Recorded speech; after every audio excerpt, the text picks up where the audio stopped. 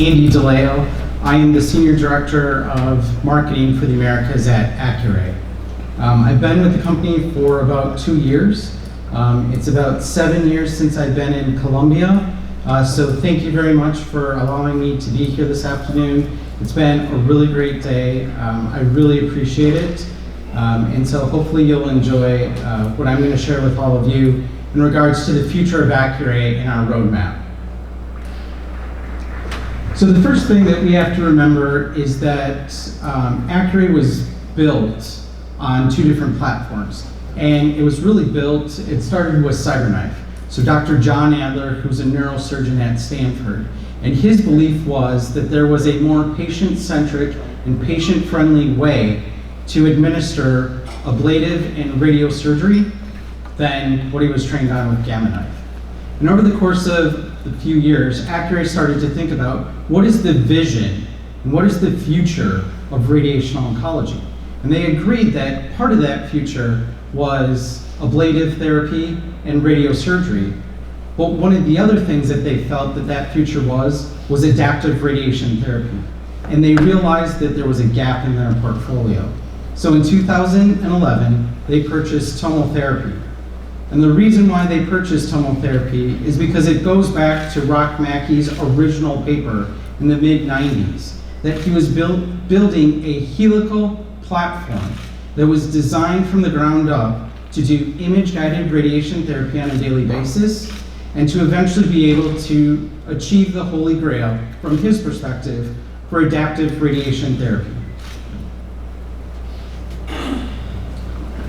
So first, to make all of my lawyer friends in legal in California and Sunnyvale happy, I just need to remind everyone that this is a futures conversation. Some of the stuff that I am talking about today is not FDA approved and are works in progress for the future. So with that, it starts with the future of the Radixact platform.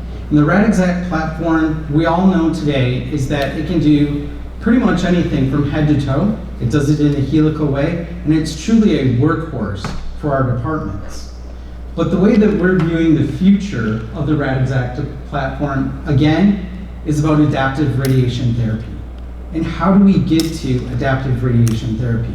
Well, there's a couple of other things that we need. The first is synchrony. We need to take the knowledge of 16 plus years on synchrony on CyberKnife, and we need to bring that technology over to Radixact. In addition to that, it's imaging. We've got really great MVCT imaging today, but in order to get to the future of adaptive radiation therapy, we need more than that. We need diagnostic-like quality CT. And I'm happy to say that our technology and our platform allows us to do that. So why adaptive? Well, we all know that our patients come in, and based on histology, based on biology, based on immunotherapy, other agents and things that are going on, that tumors change. And so we need to be able to have clinical decisions and the ability to make that decision in real time if we're going to change the treatment based on what's going on with our patient today.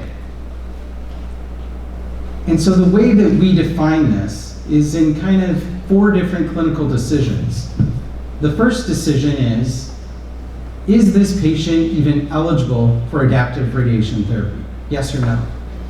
If the answer is no, then we go ahead and we do what we typically do today. We go ahead and treat. But there's 3 other options when it comes to if we decide to adapt therapy for a patient. The first one is offline adaptation.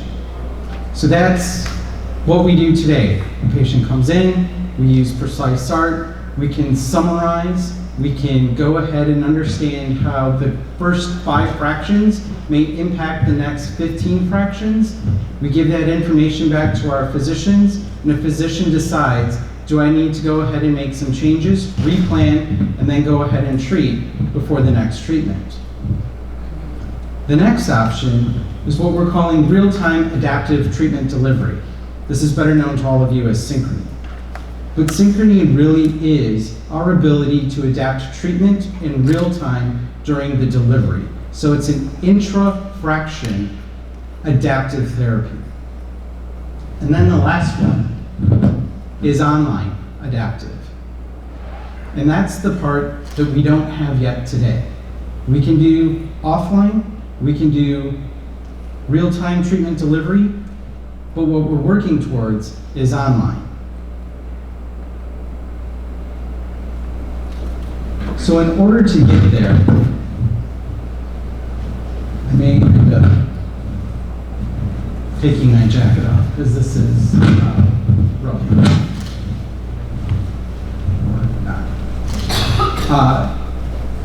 So when we think of imaging, right now this is kind of a look at the marketplace. We know on the far end we've got MR Linux. And the reality is that we're not going to play in the MR Linux space.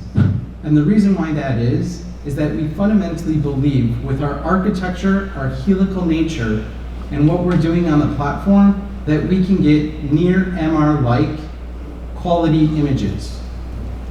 So we've introduced C-True IR. So it's an iterative reconstruction on our MVCT. So it's improved the image quality. You can really start to see that in some of the Z artifact. And I'll show a slide in a moment towards that. But when you start to look at what the rest of the market has today, they've got cone beam CT. And cone beam CT, by nature, is a softer image.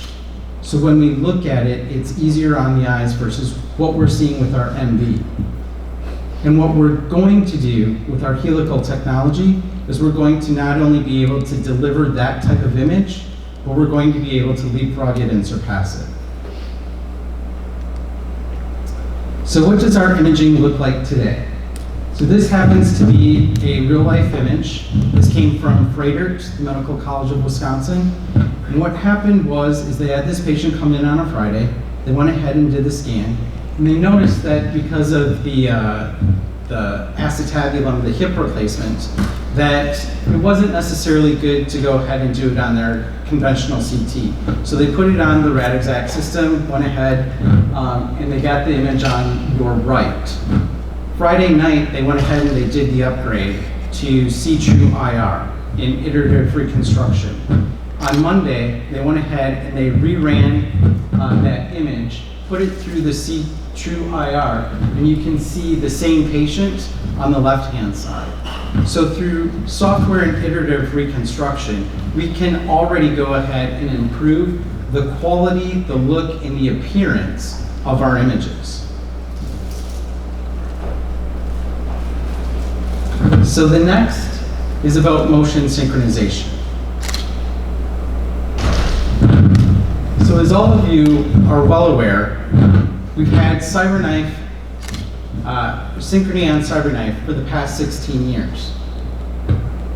And while it takes KV snapshots at fixed images and goes ahead and builds a model and allows you to do real-time adaptive treatment delivery, we're essentially taking that and we're porting it onto the RadExact system.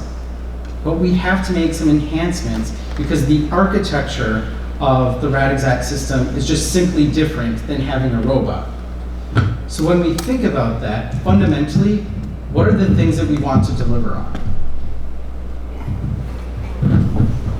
So there's three big things. The first one is that it needs to maintain the ease of use that tomotherapy has today. We have to be able to still do tomotherapy in 5 simple steps. The next one is patient comfort. That is the beauty of CyberKnife. It is truly patient-centric and patient comfort. And so we want to make sure that we still keep that in mind on the tomotherapy side as well. And the last one, no gating. Acurray does not want to gate. We want to go ahead and synchronize with patient's motion. So how are we going to do that on a non-robotic system? Well, the great thing is that with the RadExact platform, we've actually been able to go ahead and expand the space inside of the gantry. So you'll notice, hopefully this works. So you'll notice we've got our MVCT detector, and just 90 degrees to that, we've got a KV source, and a KV detector. So what we've done on the Radixact system is we've actually made that board bigger. We've moved components from the front end to the back end, so that way we can go ahead and make enough room for our KV imaging system. And by doing that, it's going to enable in-treatment monitoring of the target location. And then we'll also have our external cameras, just like we do on CyberKnife, to enable the real-time monitoring of the breathing cycle.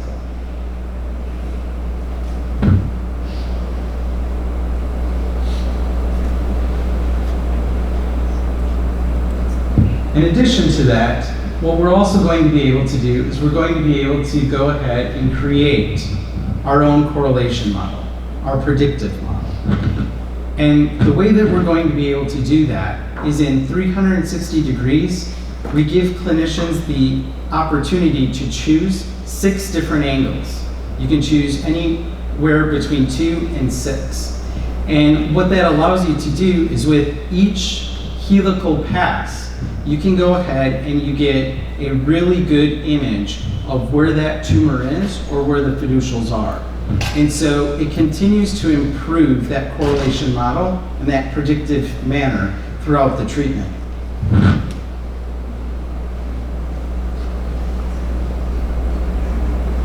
And then, because of our dynamic JAWS and our fast binary MLC, it allows us to go ahead and in real time predict where that tumor is going to be, and then actually move the beam to where that target is. And so the question is can you actually do this? And so before we actually went ahead and treated a patient, we've done a lot of testing. It's been in a lot of bunkers, and this was actually published about a year ago from the University of Wisconsin-Madison. So essentially what they did is they did 3 different models. They did one with no motion, they did one with no correction, and then they went ahead and they applied the Synchrony technology to it. And so you can see Synchrony was able to go ahead and actually track the target in real time on a motion phantom. So now what about the workflow?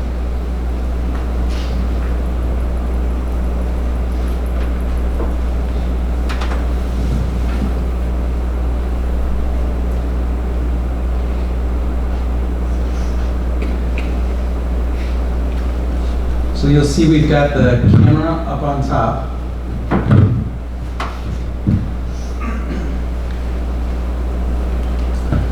So for those of you that are familiar, the actual treatment console, the treatment delivery console, not a lot has changed. We've kept this simple, same user interface. Inside the room, the only thing that's really changed is that we've gone ahead and we've added a camera mount. And then depending on if a patient is fiducial or fiducial-less, and depending on where the target is, you've got the ability to go ahead and use the same Synchrony vest or not use the Synchrony vest. But you'll see, again, you've got the same optimized workflow up here. So you'll still go to register, you'll go to treat.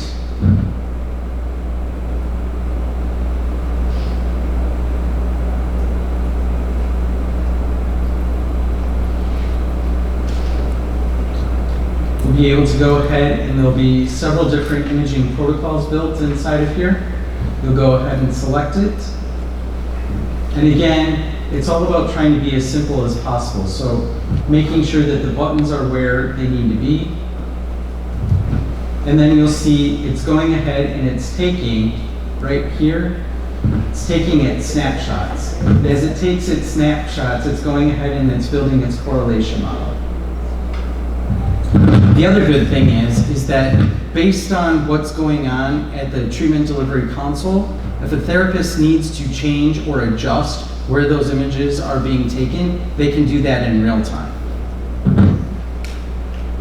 You can see the jaw sweeping here. You can see the beam going around. And again, you can go ahead and, it looks very similar to what you're used to seeing on the tomotherapy side, as well as from a correlation model building on the CyberKnife side. It's very similar as well. So the next thing is what about a patient treatment? So Freighter Medical College of Wisconsin, they've been our early adopter site. We've been working with them since right before Astro. They treated their first patient.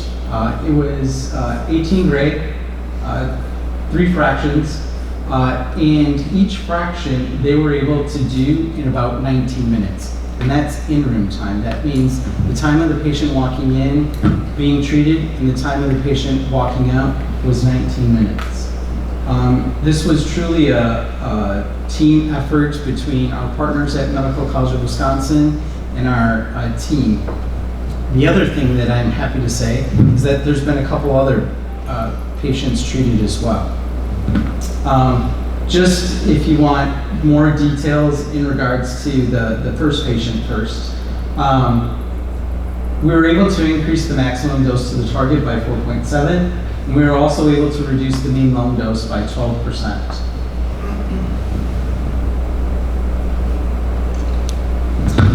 The second patient that was treated was a gentleman that had a lung mass almost adjacent and attached to the chest wall. I believe the total motion of the target was about 3.5 cm, and they treated 51 gray in 3 fractions, and the door-to-door time for the patient was about 20 minutes.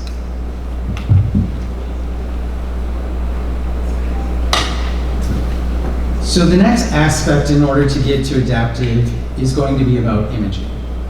And so most people don't know, but we actually have an imaging center of excellence located in Ohio. And part of it's not showing up. But for those of you that don't know, Cleveland is actually a sort of creative place for a lot of CT imaging. It's where a lot of the diagnostic CT imaging in the US has been. There's been multiple companies from Picker, Philips, and others. Recently, about a year ago, Philips actually went ahead and got rid of their imaging group in Cleveland. And so there was a lot of knowledge on the diagnostic imaging side in Cleveland. So we went ahead and we employed most of those professionals, and we actually went ahead and we opened up our own imaging center of excellence. So what is imaging going to look like? So from a design perspective, again, we kind of wanted to think about how do we keep the unique platform and design of the tomotherapy system. So some of our inputs are, it has to have really good image quality. It can't just be like the cone beam CT that everyone else sees. It has to be diagnostic quality. The acquisition speed. A lot of times we've heard historically that tomotherapy is slow. Well, our goal and what we're able to do right now in the test bunker from an acquisition perspective is we can do 1 meter in 60 seconds. So eyes to thighs in less than a minute. The field of view. Today, for the most part, cone beam is about 30 cm field of view. Our field of view will be 50. Longitudinal scan length, again, we can treat 135 centimeters, so we're going to be able to image the full 135 centimeters as well. And again, it's all about maintaining the overall clinical versatility. So how are we going to accomplish this? So with Synchrony, we've already got a KV imaging flat panel and a KV imaging source. We're making some modifications, so depending on what we're imaging and either how fast a clinician wants to go or how good of a high definition image a clinician wants, we'll actually be able to go ahead and adjust where that where the KV source is in regards to its detectors. And then again, we're going to go ahead and give our clinicians options. You'll have a 3 to 5 cm, which is sort of our narrow or high definition. You'll have the medium, and then you'll have broad imaging, so for registration positioning.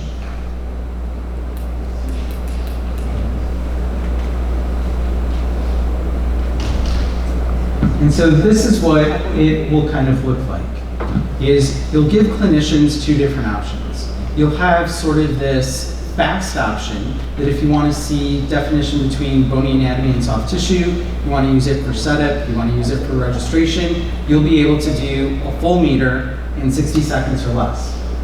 But if you're imaging something smaller, or something in which you really want to see the delineation in tissues, we'll give clinicians the ability to choose high definition. And so high definition will be a little bit slower, but your image quality will be that much better. The other thing that's really interesting about our architecture is that because of where the KV panel is, and the fact that we're able to sort of shift it depending on what a clinician chooses, as far as either high def or fast imaging, we can actually use our information from our detector twice. So not only are we detecting the image that's getting there, but the unused part of that detector, we're actually detecting what the scatter is. And we can take that scatter and we can sort of subtract it out from the original image, which allows us to improve and to get better image quality. So from a physics perspective, starting on this end and going across, you'll see that if you're really, just worried about sort of setup registration, you can go really fast and you can see the difference. But if you want that high definition to be able to see the difference in your tissues, then we're going to go a little bit slower.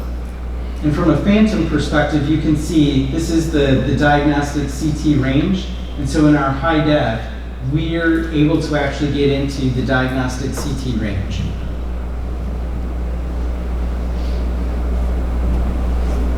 So what does this look like if we were actually doing some human anatomy and whatnot? Since this isn't FDA approved yet, we're still only able to use phantoms, but what we wanted to do is we actually wanted to make it a thicker body cavity. So we went ahead and added several layers of bolus up here. And then what we did is we did the three different sort of imaging protocols. We did fast, standard, high def. And then what we did is we blew this up just to show the difference in the contrast between sort of the fast, and then if you want to do something that's a little bit more high def in nature in order to see the difference. But when clinicians see this, they say, yeah, that's great, but I really want to see it on a human or maybe even an animal. So at Thanksgiving, what we did is we actually went ahead and we imaged a turkey. And what's interesting about this is in doing the high def, you can actually see in the turkey breast here, you can see delineation and the difference in the density of the tissue. You can also see, the fine air pockets and a lot of the different bones. And so it's just a testament to the image quality that we'll be able to get.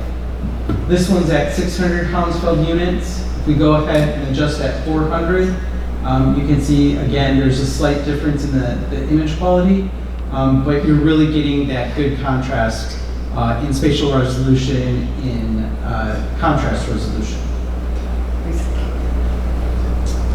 This is just a city model of what we imaged.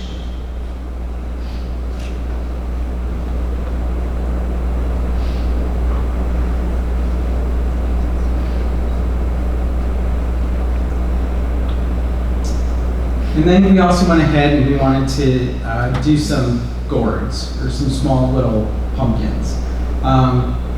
What's really nice about this image is, yes, again, you can see the contrast resolution, but right here, as you see all of these grains of rice, you can start to really make out where each of these grains of rice are, and so you've got a really great spatial resolution. So again, this is really testament to the image quality that we're going to be able to generate on the RadExact system. And so when we think of the future of adaptive radiation therapy with RadExact, we know today that we can treat without adaptive. We can adapt plans offline using Precise Art. We can do real-time adaptive treatment delivery with Synchrony. And the future that's going to be enabled with our imaging is going to be able to do online adaptive as well. So now let's go to the CyberKnife side. So the future of CyberKnife is in 3 buckets as well. One, it's imaging enhancements. The second is fast stereotactic treatments. And then it's all leading to adaptive radiotherapy as well. And so one of the key improvements that we've done on the CyberKnife system in the last year or so is the Volo Optimizer. And we're seeing a lot of great improvements and a lot of great feedback, not only from an optimization perspective, but also from a treatment delivery perspective. So some of our early things that we saw back with our early adopters is that optimization time was sped up by about 95%. And then treatment delivery time, we were seeing that being reduced by 20 to 25% as well. What we're actually starting to see with some of our cases, at least in the US, is we're starting to see prostate SBRT being done in less than 15 minutes. We're starting to see some lung cases being done in about 16 to 17 minutes. And we're starting to see some of our more complicated, maybe intracranial cases in under 25 minutes. So again, from a speed and optimization perspective, the treatment delivery time is improving, but also from an optimization perspective, it's improving as well. Imaging. So KVCT. So many of you may have heard of partnerships that we've had with MedPhoton. We've actually gone ahead and we've sort of walked away from that partnership.